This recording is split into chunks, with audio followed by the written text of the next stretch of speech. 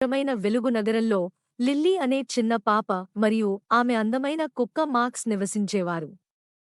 ప్రతి ఉదయం వారు నగరంలోని రంగురంగుల వీధులు మరియు పూసిన తోటలను అన్వేషించేవారు.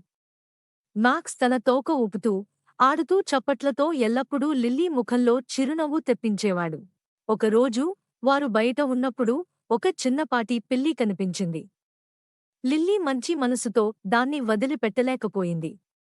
మాక్స్తో కలిసి ఆమె ఆ పిల్లిని ఇంటికి తీసుకెళ్లి ఆహారం పెట్టి తాపాన్ని ఇచ్చారు. ఆ ముగ్గురు చాలా త్వరగా మంచి మిత్రులయ్యారు.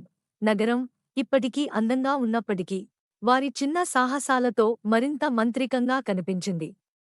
వారు ఎక్కడికి వెళ్ళినా ఆనందం వెంబడించింది.